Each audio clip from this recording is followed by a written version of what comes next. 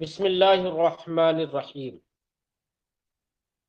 باب اذ تسعدون ولا تلوون على احد والرسول يدعوكم في اخراكم فاثابكم غما بغم لكي لا تحزنوا على ما فاتكم ولا ما اصابكم والله خبير بما تعملون۔ باب اے هذا باب،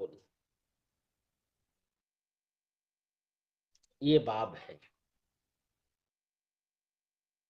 اصل عبارت ہوگی ھذا باب فی تفسیر قولہ تعالی اذ تسعدون ولا تلوون، یعنی یہ باب ہے اللہ تعالی کے فرمان اذ تسعدون ولا تلوون علی احد الی آخر کی تفسیر کے بیان میں۔ امام بخاری علیہ رحمت و رضوان نے اس باب کے تحت آیت کریمہ اذ تسعدون ولا تلوون علی احد الی آخر کو عنوان کے طور پر پیش کیا۔ مقصد امام بخاری کا یہ ہے کہ یہ آیت کریمہ غزوہ احد سے متعلق نازل ہوئی۔ اس آیت کریمہ میں ایک لفظ ہے تسعدون، یہ باب افعال سے اسعد یسعد اسعاد، اس کا معنی ہوتا ہے چڑھنا اور جانے میں، گزرنے میں، بھاگنے میں مبالغہ کرنا، یعنی مبالغہ فی الذہاب کے لیے یہ لفظ استعمال ہوتا ہے۔ تو معنی ہوگا اذ تسعدون، جب تم بھاگے جا رہے تھے۔ تو مراد وہی ہے کہ جب کچھ صحابہ کرام جن کو نبی کریم صلی اللہ علیہ وسلم نے جبلیہ رمات پر مقرر فرمایا تھا اور ارشاد فرمایا تھا، چاہے ہم کفار پر غالب آئیں یا کفار ہم پر غالب آئیں، تم کو اپنی جگہ نہیں چھوڑنا ہے۔ لیکن ایک وقت ایسا آیا کہ حضرت عبداللہ ابن جبیر کی قیادت میں جو 50 حضرات اس پہاڑی پر مقرر تھے، ان میں سے 40 حضرات چھوڑ کر نیچے چلے آئے، الغنیمہ الغنیمہ کی صدا بلند کر رہے تھے۔ تو یہاں پر تسعدون سے مراد وہی ہے۔ ولا تلوون علی احد، یہاں پر لفظ تلوون ہے، لویا یلوا لین، اس کا معنی ہوتا ہے متوجہ ہونا۔ تو لا تلوون کا معنی ہوا لا تلوون علی احد، اے لا تلتفتون علی احد الی احد، کہ تم کسی کی طرف متوجہ ہی نہیں ہو رہے تھے۔ مطلب متوجہ نہ ہونا یہ عبارت ہے اس بات سے کہ تم خوف و ہراس میں تھے، دشمن کی طرف سے تمہارے دلوں میں خوف بیٹھ رہا تھا۔ اور ایک لفظ آگے آ رہا ہے والرسول یدعوکم فی اخراکم، اور رسول تم کو پکار رہے تھے، یعنی عباد اللہ عباد اللہ، من یکر فلہ الجنہ، یہ کہہ کر پکار رہے تھے کہ اے اللہ کے بندو، جو حملہ کرے گا، جو ثابت قدم رہے گا، اس کے لیے جنت ہے، اس کے لیے جنت ہے، یہ کہہ کر نبی کریم پکار رہے تھے، بلا رہے تھے۔ اور یہ سب واقعات چونکہ غزوہ احد میں پیش آئے، اس لیے امام بخاری نے اس آیت کریمہ کو غزوہ احد میں پیش کیا، یہ بتانے کے لیے کہ غزوہ احد سے متعلق یہ آیت کریمہ نازل ہوئی۔ یہ واقعات تفصیل کے ساتھ اس سے پہلے ہم بیان کر چکے ہیں، اب ترجمہ کرتے ہیں۔ اور امام بخاری اس آیت کریمہ کو پیش کرنے کے بعد ایک حدیث ذکر کر رہے ہیں، جس حدیث سے یہ معلوم ہوگا کہ یہ آیت کریمہ میں وہی لوگ مراد ہیں جن کو نبی کریم صلی اللہ علیہ وسلم نے جب لیے رمات پر مقرر فرمایا تھا، اور وہ پیادہ لوگ 50 حضرات تھے جو حضرت عبداللہ ابن جبیر رضی اللہ تعالی عنہ کی قیادت میں تھے۔ باب اذ تسعدون، یہ باب ہے اللہ کے اس فرمان کی تفسیر کے بیان میں۔ اذ تسعدون ولا تلوون علی احد، یاد کرو جب تم دوڑے جا رہے تھے، ولا تلوون علی احد، اور کسی پر متوجہ نہیں ہو رہے تھے، والرسول یدعوکم فی اخراکم، اور رسول تمہارے پیچھے والی گروہ میں، پیچھے والی جماعت میں تم کو پکار رہے تھے۔ عباد اللہ من یقر فلہ الجنہ، یہ الفاظ کہہ کر سرکار پکار رہے تھے۔ فَأَثَابَكُمْ غَمًّا بِغَمٍّ، تو اللہ نے تم کو ایک غم کے بعد دوسرا غم دیا۔ اصحاب یوسیب اصابتاً، افعال سے اس کا معنی ہوتا ہے بدلے میں دینا، تو اس کے بدلے میں اللہ نے غم پر غم دیا۔ غم پر غم دینے سے کیا مراد ہے؟ تو وہ یہ کہ ہم نے اس سے پہلے پورا واقعہ بیان کیا تھا کہ اچانک شیطان نے یہ آواز دی تھی کہ محمد صلی اللہ علیہ وسلم شہید کیے جا چکے ہیں۔ یہ آواز جب صحابہ اکرام نے سنی تو اس وقت ان کو یہ غم ہوا، سرکار کے تعلق سے یہ جو سنا اس پر ان کو غم ہوا، تو ایک غم یہ ہوا۔ اور دوسرا غم یہ کہ جب وہ نبی کریم صلی اللہ علیہ وسلم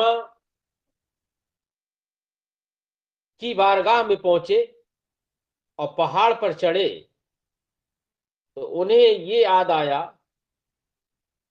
کہ ان میں سے بہت سارے مسلمانوں کو شہید کر دیا گیا، تو بہت سارے مسلمانوں کی شہادت کا غم پھر ہوا انہیں۔ یہ غم اللہ نے ان کو دیے۔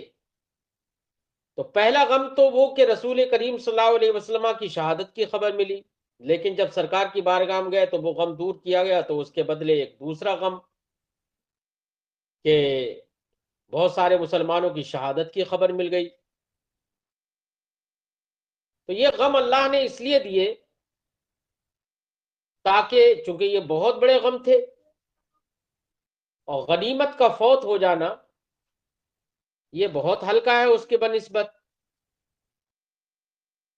تو یہ غم اللہ کے رسول اللہ تعالی نے اس لیے دیے تاکہ فوت غنیمت پر انہیں حزن نہ ہو۔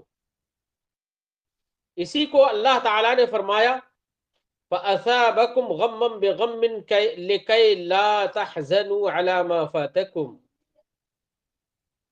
تو تم کو اللہ نے غم پر غم دیا، یا ایک غم کے بدلے دوسرا غم دیا۔ لِكَيْ لَا تَحْزَنُوا عَلَى مَا فَاتَكُمْ، تاکہ تم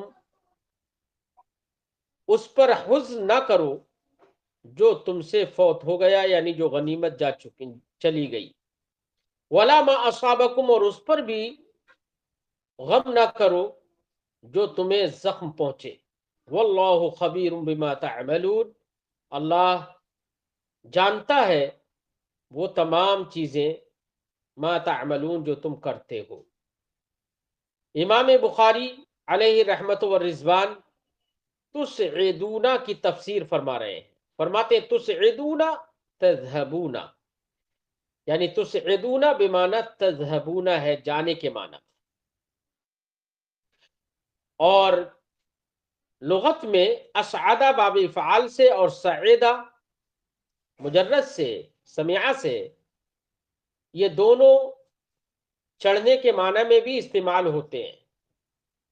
سعیدہ فوق السطحی یا فوق السقفی فوق البیتی، تو اس کا معنی ہوتا ہے کہ گھر کے اوپر چڑھا، ایسی اسعدہ کا معنی بھی ہوتا ہے چڑھنا، لیکن امام بخاری اشارہ اس بات کی طرف کر رہے ہیں کہ لغت میں اسعدہ اور سعیدہ چڑھنے کے معنی میں بھی ہوتے ہیں، اور جانے میں مبالغہ کرنے کے لیے بھی اسعدہ استعمال ہوتا ہے۔ تو اسی لیے صاحب کتاب نے فرمایا تسعدون تذہبون، تسعدون بمعنی تذہبون ہے۔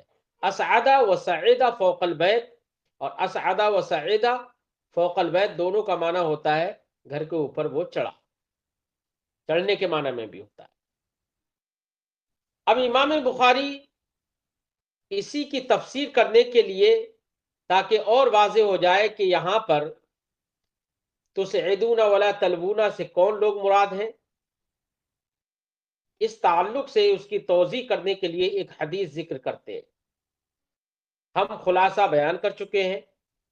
امام بخاری فرماتے حدثنی عمرو بن خالد، مجھ سے حدیث بیان کی عمرو بن خالد نے، قال انہوں نے کہا حدثنا زہیر، ہم سے حدیث بیان کی زہیر نے، قال انہوں نے کہا حدثنا ابو اسحاق، ہم سے حدیث بیان کی ابو اسحاق نے، قال انہوں نے کہا سمعت البراء، میں نے برا ابن عازب کو سنا، قال انہوں نے کہا جعل النبی صلی اللہ علیہ وسلم علی الرجالۃ یوم احد، رسول اللہ صلی اللہ علیہ وسلم نے رجالہ پر، رجالہ یہ راجل کی جمع ہے، راجل کا معنی ہوتا ہے پاپیادہ، جو گھڑ سوار نہ ہو، جو سوار نہ ہو، رسول اللہ صلی اللہ علیہ وسلم نے پاپیادہ لوگوں پر احد کے دن بنایا، کسے بنایا؟ عبداللہ ابن جبیر، حضرت عبداللہ ابن جبیر کو بنایا، کیا بنایا؟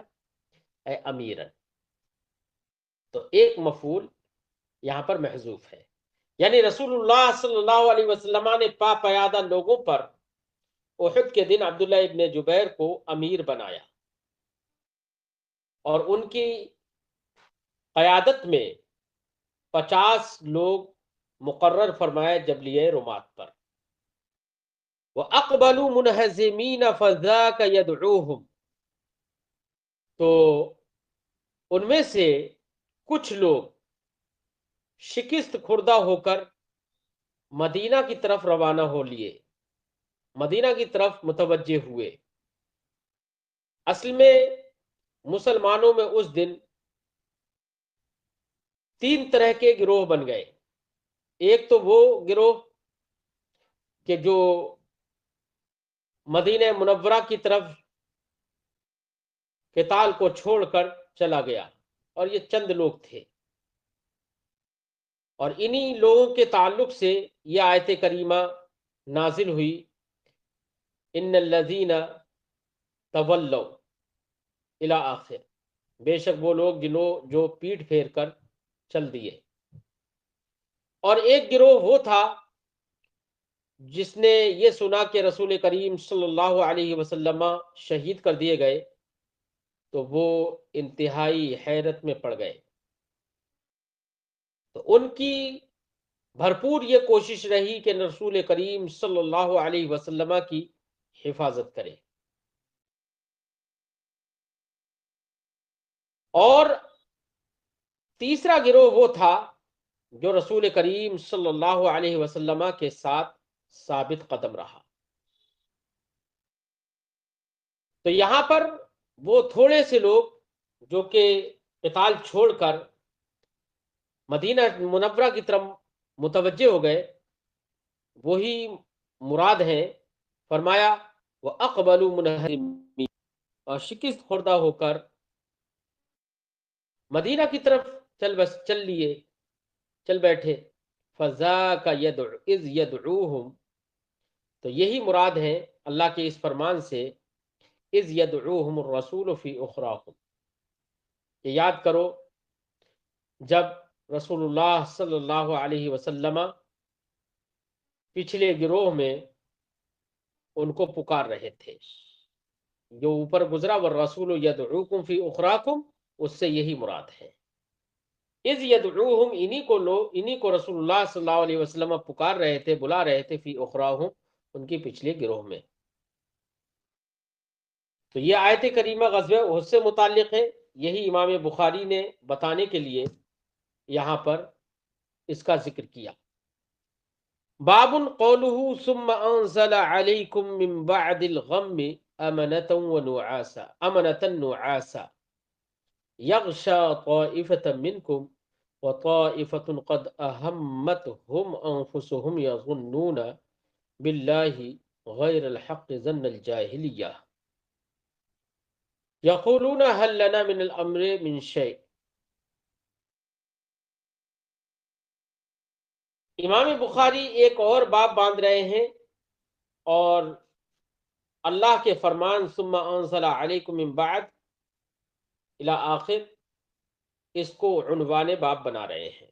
مقصد امام بخاری کا اس سے بھی یہی بتانا ہے کہ یہ آیت کریمہ بھی غزوہ احد سے متعلق نازل ہوئی.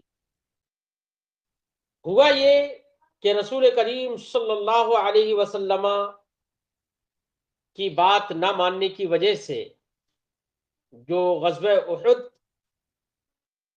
جس میں مسلمان فتح کے قریب تھے، اس میں فتح کے قریب ہونے کے باوجود فتح نہیں ہو پائی. تو اس کی وجہ یہ رہی کہ کچھ لوگوں نے سرکار دو عالم صلی اللہ علیہ وسلم نے جس جگہ پر ان کو مقرر فرمایا وہ جگہ چھوڑ دی. پھر جو فتح نہ ہوئی اور بہت سارے مسلمان جو شہید ہو گئے، اس کی وجہ سے انہیں ایک بہت بڑا صدمہ پہنچا. اس صدمے کی وجہ سے ظاہر بات ہے دلوں کو بے قراری ہوگی، بے چینی ہوگی. تو اللہ رب العزت نے مسلمانوں پر ان کو وہ غم سے دور کرنے کے لیے اور دل کی بے قراری کو ختم کرنے کے لیے مسلمانوں پر ایک طرح کی اونگ یعنی ہلکی نیند ڈال دی، تاکہ وہ سکون سے سو جائیں اور اضطراب قلب ان کا ختم ہو جائے. لیکن یہ مسلمانوں کے ساتھ اللہ رب العزت نے یہ احسان فرمایا تھا. منافقین جو لوٹ کر چلے گئے، ان کے دلوں میں ان کے اوپر اللہ نے نعاس یعنی ہلکی نیند نہیں ڈالی. اور بعض روایات میں ہے کہ ان لوگوں کو راتوں رات نیند نہیں آ رہی تھی، بے قرار تھے، لیکن مسلمانوں پر اللہ رب العزت نے یہ فضل فرمایا کہ ان پر ہلکی نیند ڈال دی. اسی کا ذکر اس آیت کریمہ میں ہے. ثم انزل علیکم من بعد الغم میں، پھر اللہ نے تمہارے اوپر غم کے بعد نازل فرمائی امنتن نعاسا، امن و سکون نازل فرمایا اور ہلکی نیند ڈال دی تمہارے اوپر. یغشا طائفۃ منکم، تم میں سے ایک گروہ کو وہ ہلکی نیند گھیر رہی تھی، یعنی ان کو نیند آ رہی تھی. وطائفۃ قد اہمتہم انفسہم، اور ایک گروہ جو کہ منافقین کا تھا، قد اہمتہم انفسہم، ان کے جانو جگر اور ان کے نفوس ان کو غم میں ڈال رہے تھے، یعنی ان پر اللہ نے نیند نہیں ڈالی، جس کی وجہ سے وہ قلق و اضطراب میں وقت گزار رہے تھے. یظنون باللہ غیر الحق، وہ اللہ کے ساتھ ناحق گمان کر رہے تھے. ظن الجاہلیہ، تو غیر الحق کی تفسیر فرمائی ظن الجاہلیہ سے، یعنی اسی کا بیان ہے یعنی جاہلیت کا گمان کر رہے تھے، جیسے کہ زمانہ جاہلیت میں لوگ غلط اور بدزنی سے باز نہیں آتے تھے، ایسے یہ لوگ بھی بدزنی کر رہے تھے، بدزن ہو رہے تھے۔ کیا کر رہے تھے، کیا کہہ رہے تھے؟ یقولون کہہ رہے تھے حل لنا من الامر من شیء، کیا ہمیں کچھ اختیار ہے، امر میں سے کچھ بھی ہمارے لیے ہے؟ یعنی ہمارے لیے تو کچھ بھی نہیں ہے۔ وہی عبداللہ ابن ابی منافق جو کہ رئیس المنافقین ہے، اس نے 300 لوگوں کو لے کر وہ مدینہ منورہ کی طرف روانہ ہو گیا اور واپس ہو گیا۔ تو یہ لوگ یہی کہہ رہے تھے کہ ہم نے کہا تھا کہ مدینہ سے باہر نکل کر قتال نہیں کریں گے، لیکن ہماری بات نہیں مانی گئی۔ جب ہمیں کوئی اختیار نہیں ہے تو پھر ہم یہاں پر قتال کیوں کریں؟ یہ لوگ یہ کہہ رہے تھے حل لنا من الامر من شیء، کیا امر میں سے کچھ بھی ہمارے لیے، یعنی ہمارے لیے کوئی اختیار نہیں ہے، اور جو اللہ نے فتح و نصرت اور ظفر و کامیابی کا وعدہ فرمایا ہے اس سے کوئی ہمیں حصہ نہیں ملا ہے۔ یہ لوگ یہ کہہ رہے تھے۔ قل، اللہ نے فرمایا محبوب فرما دو، ان الامر کلہ للہ، سارا کا سارا اختیار اللہ کے لیے ہے، اس کی عطا کے بغیر کسی کو اختیار نہیں ہوتا۔ یخفون فی انفسہم ما لا یبدون لک، اللہ نے فرمایا محبوب یہ لوگ اپنے دلوں میں وہ چھپائے ہوئے ہیں جو تمہارے لیے ظاہر نہیں کرتے۔ یعنی یہ زبان سے تو یہ کہہ رہے ہیں، بظاہر یہ کہہ رہے ہیں کہ ہماری بات نہیں مانی اس لیے ہم جا رہے ہیں، حقیقت یہ ہے کہ ان کے دلوں میں تم سے کوئی محبت ہی نہیں ہے، یہ منافق ہیں۔ یخفون فی انفسہم ما لا یبدون لک، یہ اپنے دلوں میں وہ چھپائے ہوئے ہیں جو تمہارے لیے ظاہر نہیں کر رہے ہیں، لیکن اللہ ظاہر فرمانے والا، اللہ نے رسول پر سب ظاہر فرما دیا۔ یقولون، یہ کہتے ہیں لو کان لنا من الامر شیء ما قتلنا ہنا، اگر ہمارے لیے کچھ ہوتا، یعنی ہمارے لیے ظفر و کامیابی اور فتح و نصرت اگر ہوتی جیسے کہ اللہ نے وعدہ کیا، ما قتلنا ہنا، تو ہمیں یہاں پر شکست اور ہمیں یہاں پر قتل کا سامنا نہیں کرنا پڑتا، ما قتلنا ہونا، ہم یہاں پر قتل نہیں کیے جاتے۔ قل لو کنتم فی بیوتکم، تو اس وجہ سے کہ ہمیں کوئی اختیاری نہیں ہے تو بلا وجہ میں ہم یہاں پر اپنی جان کیوں گنوائیں، واپس چلے گئے۔ اللہ کے رسول صلی اللہ علیہ وسلم سے اللہ نے خطاب فرمایا قل لو کنتم فی بیوتکم لبرز الذین کتب علیہم القتل الی مضاجعہم، اے محبوب فرما دو لو کنتم فی بیوتکم، اگر تم اپنے گھروں میں ہوتے اور تمہارا وقت مقرر، مرنے کا وقت مقرر، وقت مرگ آ جاتا، تو اگرچہ تم گھروں میں بیٹھے ہوتے لیکن وہ وقت مرگ تم کو، تمہاری موت تم کو تمہارے میدانوں میں اور تمہاری قتل گاہوں میں تمہیں کھینچ کر لے آتی۔ تو صرف یہ کہہ کر چلے جانا کہ اپنی جان یہاں پر بلا وجہ میں ہم کیوں گوائیں، یہ کہہ کر چلے جانا ان منافقوں کا، اس سے یہ نہیں ہوتا ہے کہ ان کو یہ موت سے یا قتل سے بچ جائیں گے۔ اگر موت ہوگی تو وہ موت ان کو قتل گاہوں کی طرف کھینچ کر لے آئے گی۔ اللہ نے فرمایا قل، محبوب فرما دو لو کنتم فی بیوتکم، اگر تم اپنے گھروں میں ہوتے، لبرز الذین کتب علیہم القتل، تو یقیناً وہ لوگ جن پر قتل کو مقدر کر دیا گیا ہے، وہ لوگ ظاہر ہوتے، برازہ بمعنی ظاہرہ، ظاہر ہوتے الی مضاجعہم، اپنی قتل گاہوں کی طرف، یعنی نکل آتے اپنی قتل گاہوں کی طرف۔ وَلِيَبْتَلِيَ اللَّهُ مَا فِي صُدُورِكُمْ، یہ وَلِيَبْتَلِيَ اللہ، یہ فعل محذوف کی علت ہے، اس کی فعل محذوف کی علت ہے، اور اصل عبارت یہ ہوگی وَفَعَلَ ذَلِكَ لِيَبْتَلِيَ، یعنی اللہ نے یہ سب اس لیے کیا تاکہ اللہ امتحان لے ما فی صدورکم، اس کا جو تمہارے دلوں میں ہے، یعنی تاکہ اللہ رب العزت اس بات کی آزمائش کرے کہ تمہارے دلوں میں خلوص و للہیت ہے یا نفاق ہے۔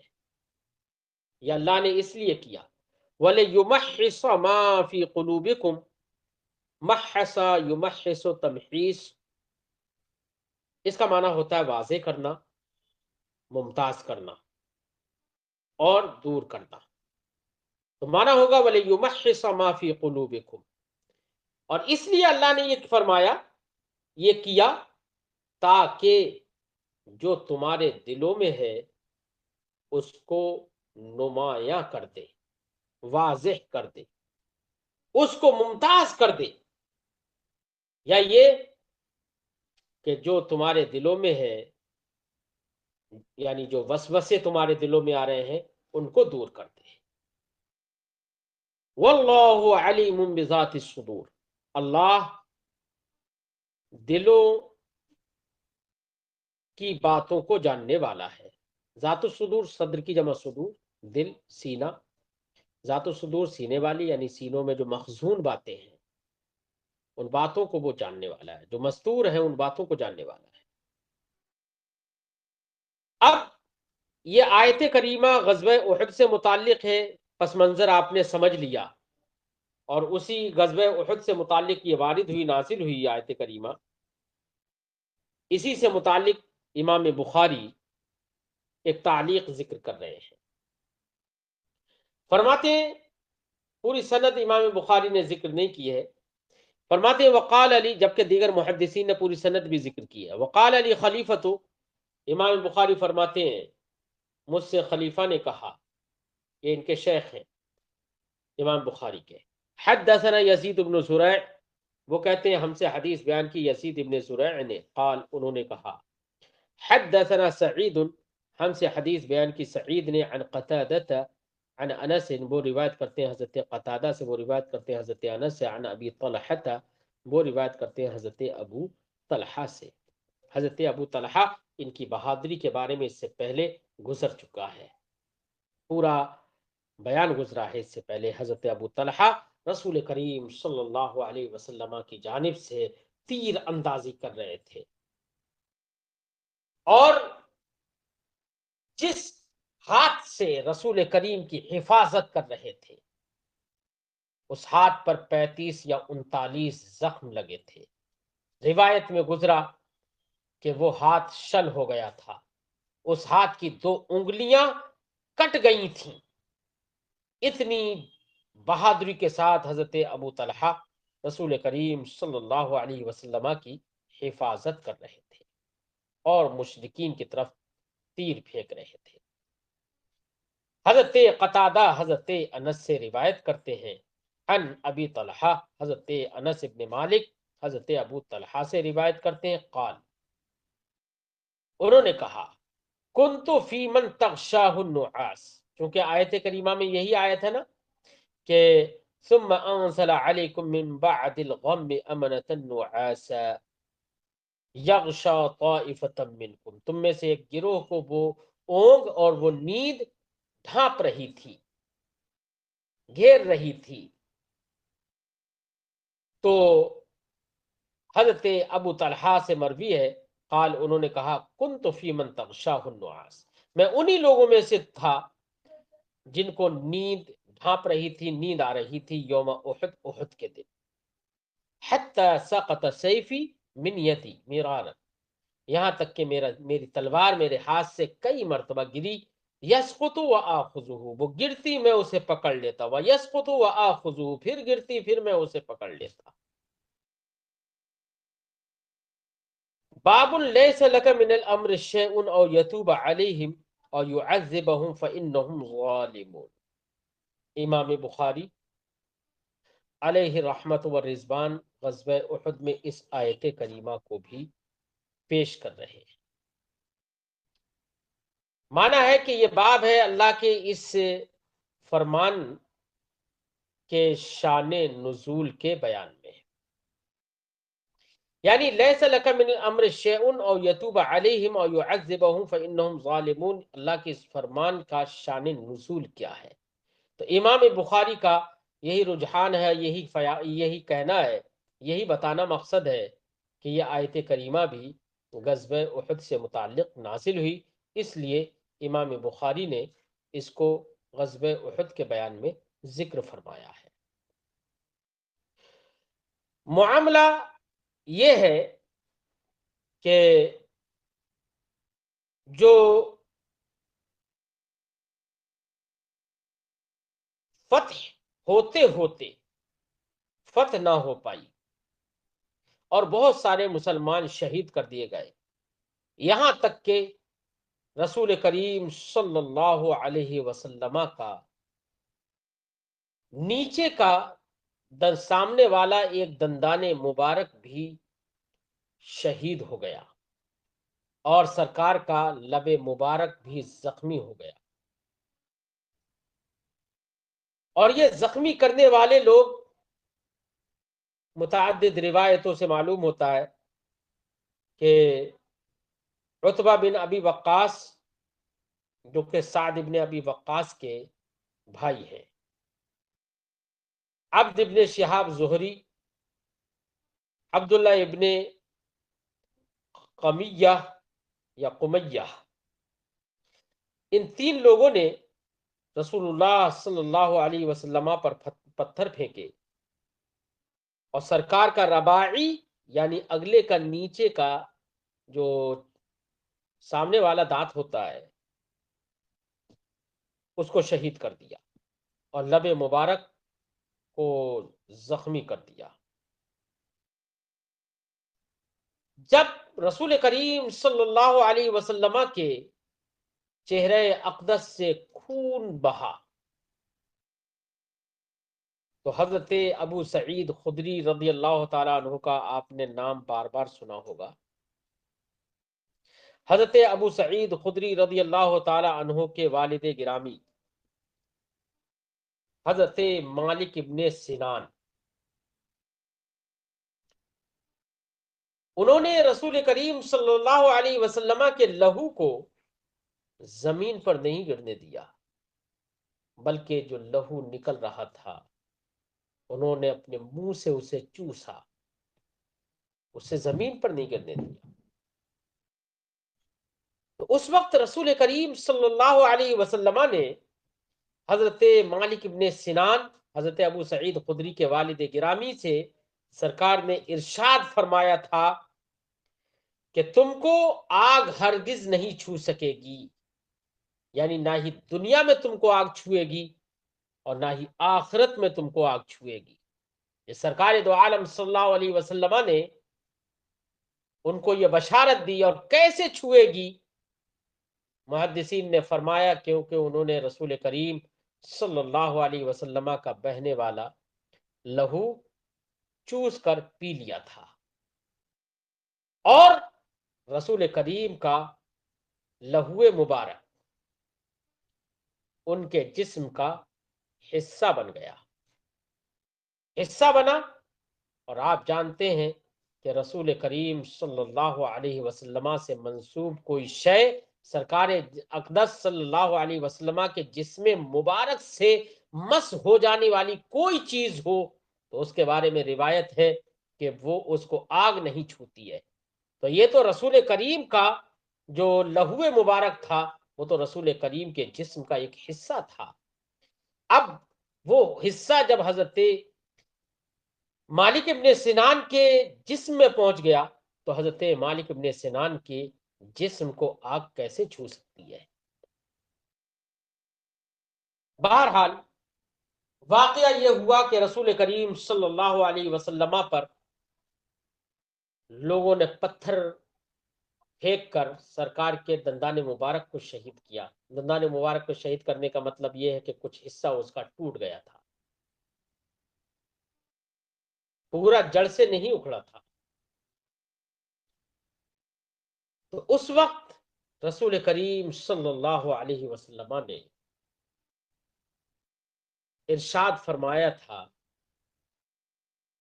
کہ وہ قوم کیسے فلاح پائے گی جس قوم نے اپنے نبی کو زخمی کر دیا ہو۔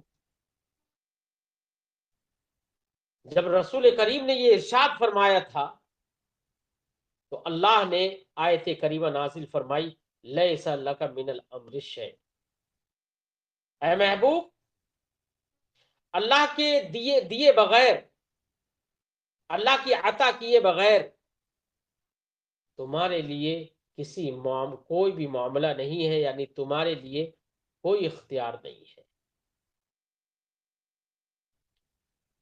کوئی اختیار نہیں ہے۔ یہ آیت کریمہ نازل اس وقت ہوئی، یعنی سارا کا سارا اختیار اللہ کو ہے، وہ چاہے تو ان لوگوں کو سزا دے، بھئی طور کہ اسلام کی رہنمائی نہ فرمائے، اسلام کی ہدایت نہ دے، کیونکہ یہ تو ظالم ہے، اور اگر وہ چاہے تو ان کو اسلام کی ہدایت دے کر ان کی توبہ قبول فرما لے۔ امام بخاری نے اس آیت کریمہ کے تحت جو حدیث ذکر کی ہے، جس کا میں نے اب تک ذکر کیا، اس کو ذکر کرنے کا مقصد امام بخاری کا یہی ہے کہ یہ آیت کریمہ غزوہ احد میں نازل ہوئی، اور شان نزول کے طور پر امام بخاری نے وہ حدیث ذکر کر دی ہے۔ فرمایا باب، یہ باب ہے اللہ کے اس فرمان کے شان نزول کے بیان میں، لیس لک من الامر شیء، اے محبوب تمہارے لیے کچھ اختیار نہیں، یعنی اللہ کی عطا کے بغیر، او یتوب علیہم، یہ او یتوب علیہم یہ عطف ہے اس سے پہلے یک بیتہم پر، اللہ رب العزت چاہے تو انہیں رسوا فرمائے، او یتوب علیہم، یا ان کی توبہ کو قبول کر لے اسلام کی رہنمائی فرما کر، او یعذبہم، یا ان کو عذاب دے، بھئی طور کہ اسلام کی رہنمائی نہ فرمائے، ہدایت نہ دے، فإنہم ظالمون، کیونکہ وہ ظالم ہے، یعنی سارا اختیار اللہ کو ہے۔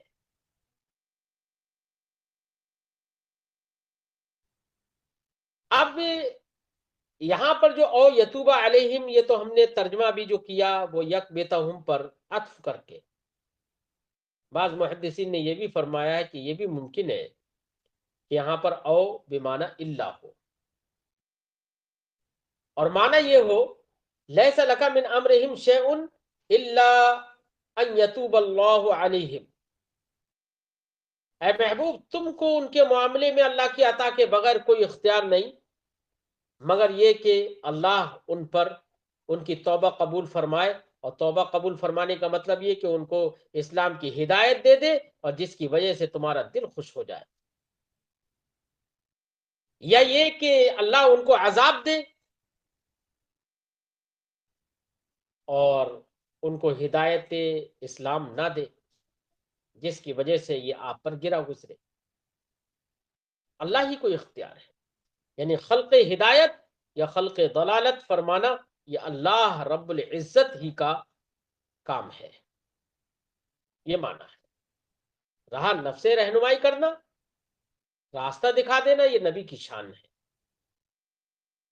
قال حمید، امام بخاری فرماتے ہیں حمید نے کہا، وثابت، اور ثابت نے کہا، عن انس، روایت کرتے ہوئے حضرت انس سے، شج النبی صلی اللہ علیہ وسلم یوم احد، شج یشج شجن، زخمی ہونا، زخمی کرنا، شج النبی صلی اللہ علیہ وسلم یوم احد، احد کے دن نبی کریم صلی اللہ علیہ وسلم کو زخمی کر دیا گیا۔ فقال، تو سرکار نے ارشاد فرمایا، کیف یفلح قوم شجوا نبیہم، وہ قوم کیسے فلاح پائے گی جس نے اپنے نبی کو زخم دیے ہوں۔ فنزلت، اس وقت یہ آیت کریمہ نازل ہوئی، لیس لک من الامر شیء، ایک شان نزول امام بخاری نے اس حدیث پاک سے یہ بتایا۔ اگلی حدیث پاک سے ایک دوسرا شان نزول امام بخاری بتا رہے ہیں. فرماتے ہیں حدثنا یحیی بن عبداللہ السلمی، ہم سے حدیث بیان کی یحیی ابن عبداللہ السلمی نے. قال، انہوں نے کہا، اخبرنا عبداللہ، ہمیں خبر دی عبداللہ نے. قال، انہوں نے کہا، اخبرنا معمر، ہمیں خبر دی معمر نے. عن الزہری، وہ روایت کرتے ہیں امام زہری سے. حدثنی سالم، وہ کہتے ہیں مجھ سے حدیث بیان کی سالم نے. عن ابی، وہ روایت کرتے اپنے والد عبداللہ سے، سالم بن عبداللہ. انہو سمع رسول اللہ، کہ حضرت عبداللہ ابن عمر رضی اللہ تعالی عنہ نے رسول اللہ صلی اللہ علیہ وسلم کو سنا. کیا سنا؟ کیا فرما رہے تھے؟ اذا رفع راسہ من الرکوع من الرکعۃ الاخیرہ من الفجر، جب رسول کریم صلی اللہ علیہ وسلم نے فجر کی آخری رکعت کے رکوع سے سر اٹھایا. رفع، اٹھایا. فجر کی آخری رکعت کے رکوع سے جب سرکار نے سر اٹھایا تو سرکار کو کہتے ہوئے سنا. یقول، سرکار فرما رہے تھے، اللہم لعن فلان و فلان و فلان، اے اللہ فلاں فلاں پر لعنت فرما، فلاں فلاں پر لعنت فرما. یہ رسول کریم صلی اللہ علیہ وسلم نے تکلیف پہنچانے والے لوگوں کے خلاف دعا فرمائی تھی. ہم یہ تو نہیں کہیں گے کہ بد دعا کی، کیونکہ رسول کریم کی کوئی دعا بد نہیں ہوتی ہے. ہم یہ کہیں گے، اے اللہ رسول کریم نے ان لوگوں کے خلاف دعا فرمائی، فلاں فلاں پر اے اللہ تو لعنت فرما. بعد ما یقول، یہ سرکار نے اس وقت فرمایا تھا، کب؟ سمع اللہ لمن حمدہ، جب سرکار نے سمع اللہ لمن حمدہ ربنا ولک الحمد کہہ لیا تھا. یعنی رکوع سے اٹھنے کے بعد سمع اللہ لمن حمدہ کہا اور ربنا ولک الحمد کہا. اس کے بعد سرکار نے یہ فرمایا، اللہم لعن فلانا و فلانا و فلانا. تو رسول کریم صلی اللہ علیہ وسلم نے کچھ لوگوں کے خلاف دعا فرمائی. فانزل اللہ، تو اللہ نے آیت کریمہ نازل فرمائی، لیس لک من الامر شیء، یہ آیت کریمہ نازل فرمائی یہاں تک فانہم ظالمون، یہاں تک یہ آیت کریمہ نازل فرمائی. تو ایک شان نزول یہ معلوم ہوا. اب اس شان نزول کے اندر یہاں پر اس روایت میں یہ معلوم ہوا کہ حضرت عبداللہ ابن عمر کہتے ہیں کہ رسول کریم کو یہ کہتے ہوئے سنا، اللہم لعن فلانا و فلانا و فلانا. تو فلانا و فلانا کنائی الفاظ ہیں، یہاں پر صراحت تو ہوئی نہیں. تو امام بخاری ایک روایت آگے ذکر کر رہے ہیں جس میں صراحت موجود ہے کہ وہ فلاں فلاں کون ہے. فرماتے وعن حنظلہ ابن ابی سفیان، روایت کرتے ہیں حنظلہ ابن ابی سفیان سے، سمعت سالم ابن عبداللہ، وہ روایت کرتے ہیں حضرت سالم ابن عبداللہ سے. یعنی امام زہری روایت کرتے ہیں، اس سے پہلے کی سند وہی ہے جو اس سے پہلے گزر گئی. امام زہری روایت کرتے ہیں حنظلہ ابن ابی سفیان سے، وہ روایت کرتے ہیں سالم ابن عبداللہ سے. یقول، وہ کہتے ہیں، کان رسول اللہ صلی اللہ علیہ وسلم یدعو علی صفوان ابن امیہ وسہیل ابن عمر والحارث ابن ہشام.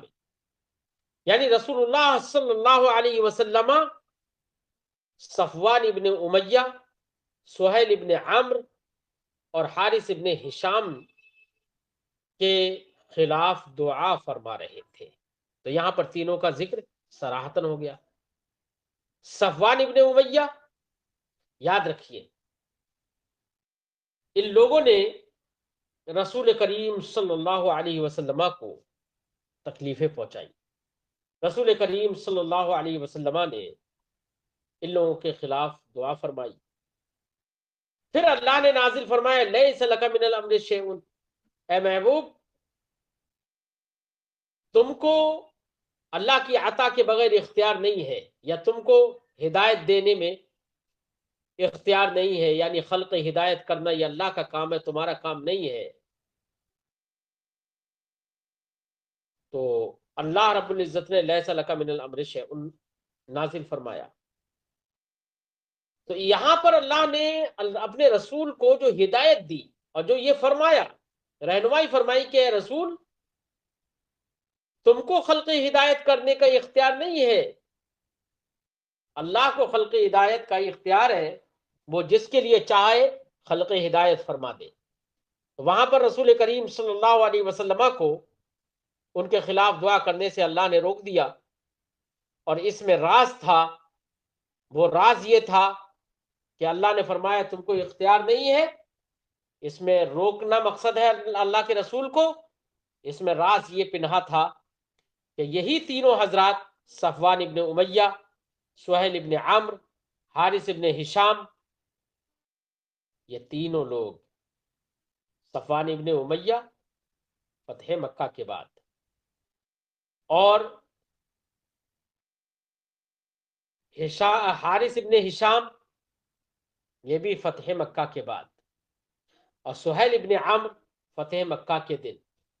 اور بعض روایات میں ہے کہ یہ تینوں کے تینوں فتح مکہ کے بعد ایمان لے کر آئے، اور اللہ نے ان کو اسلام سے مشرف فرما دیا تھا، لہذا رسول کریم کو اللہ نے وہاں پر روک دیا اور فرمایا لیس لک من الامر شیء۔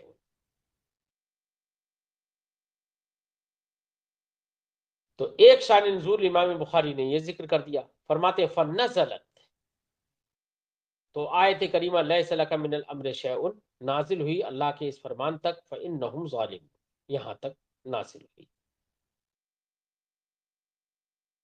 ایک اس کا شان نزول یہ بھی بتایا گیا کہ اللہ کے رسول صلی اللہ علیہ وسلم نے رعل اور زکوان اور عصیہ، ان تین قبیلوں کے خلاف اللہ کے رسول نے دعا فرمائی تھی۔ جب ان تین قبیلوں کے خلاف اللہ کے رسول صلی اللہ علیہ وسلم نے دعا فرمائی تھی، تو اس وقت اللہ رب العزت نے یہ آیت کریمہ نازل فرمائی لیس لک من الامر شیء۔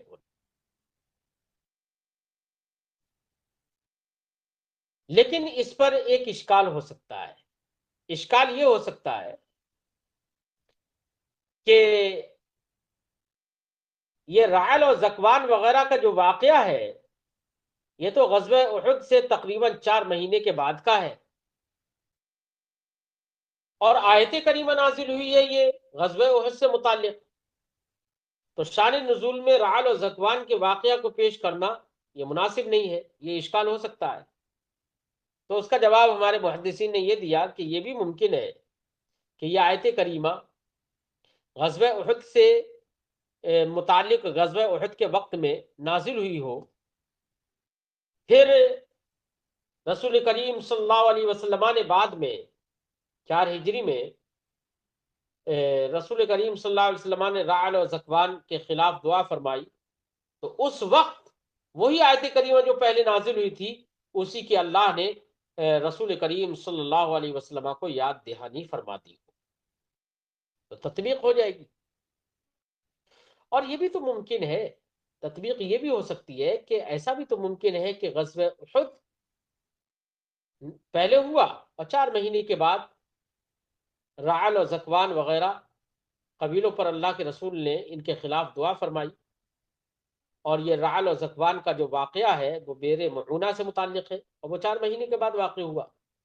تو یہ بھی ممکن ہے کہ یہ دونوں واقعات غزوہ احد پہلے اور بعد میں بئر معونہ کا وہ واقعہ، یعنی رعل اور زکوان کا واقعہ جو کہ عنقریب آئے گا، اس کی تفصیل عنقریب آئے گی، وہیں پر ہم ذکر کریں گے، یہ دونوں واقعہ ہو گئے ہوں، اور دونوں واقعہ سے متعلق اللہ نے یہی ایک آیت کریمہ نازل فرما دی ہو بعد میں، اور وہ غزوہ احد سے بھی متعلق ہو اور رعل اور زکوان یعنی بئر معونہ سے بھی متعلق ہو، یہ بھی ممکن ہے، تو کوئی اشکال نہیں رہے گا۔